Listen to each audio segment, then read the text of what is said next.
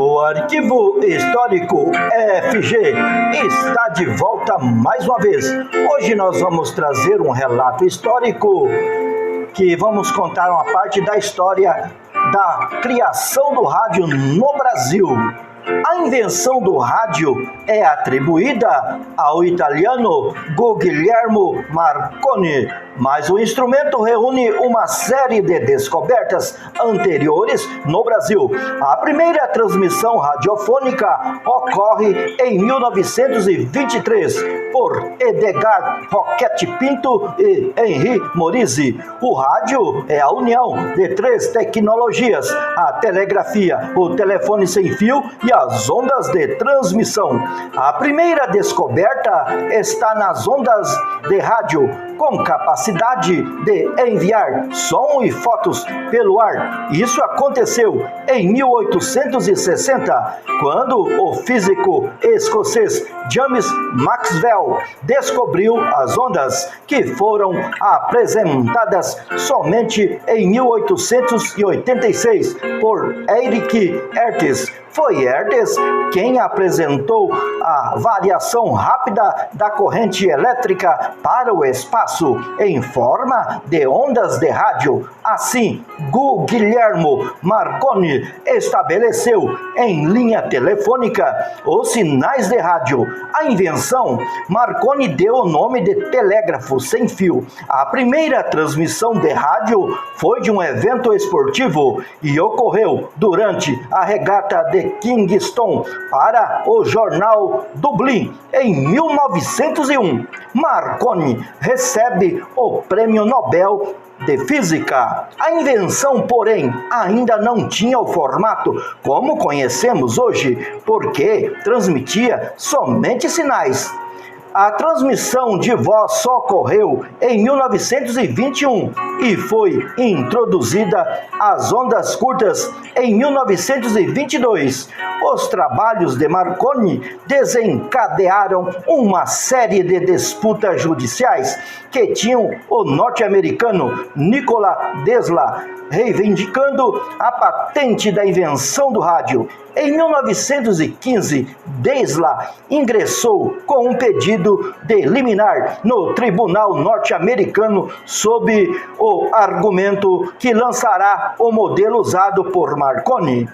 Em 1943, a Suprema Corte dos Estados Unidos o reconheceu como o verdadeiro inventor do rádio. Também entrou na disputa J.C. Bose, que apresentou a transmissão da visita de um representante da Grã-Bretanha a Calcutá em 1896, a uma distância pouco mais de 3 quilômetros. Bose solucionou as barreiras naturais, a água e montanhas, para ter eficiência na transmissão. A primeira transmissão, tendo o conjunto voz e música por ondas de rádio, aconteceu em dezembro de 1906, em Massachusetts, nos Estados Unidos. Foi, contudo, o canadense Reinald Fessenden quem reproduziu por 1 hora conversas e músicas para radioamadores.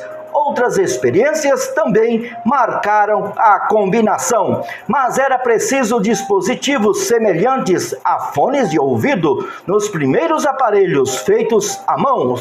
Os primeiros receptores eram confeccionados em sulfeto de chumbo.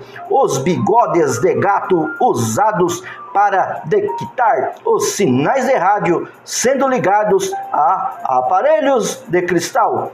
Havia muita dificuldade para sintonizar as estações e, principalmente, por esse obstáculo, a massificação do rádio ocorre somente após o ano de 1927.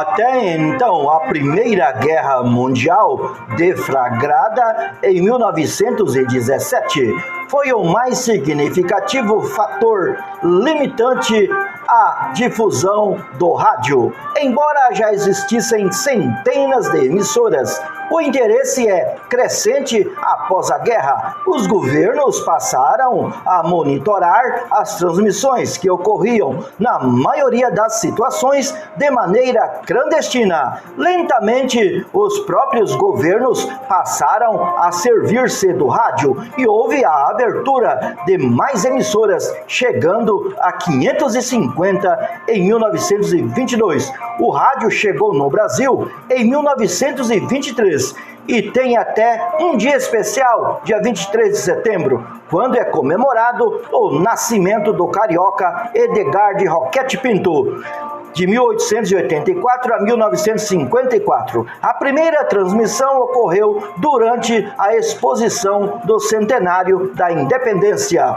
quando empresários norte-americanos instalaram uma estação no Corcovado. Na ocasião, os ouvintes acompanharam a ópera O Guarani, de Carlos Gomes. O pronunciamento do então presidente da época, Epitácio Pessoa, diante da novidade, o médico e escritor Roquete Pinto tentou sem sucesso convencer o governo federal. Foi a Academia Brasileira de Ciências quem acolheu o projeto e assim nasce a Rádio Sociedade do Rio de Janeiro, que transmitia a ópera, poesias e informações sobre o circuito cultural da cidade. Ainda em 1923, o Recife recebe a primeira emissora, a Rádio Clube de Pernambuco. A partir de 1927, o rádio passa por um processo de massificação, com a possibilidade de transmissão de sons de aparelhos que tocavam discos diretamente ao microfone. E é iniciada assim a profissionalização do meio, com a contratação de artistas, transmissão de programas de auditório, radionovelas e humorístico.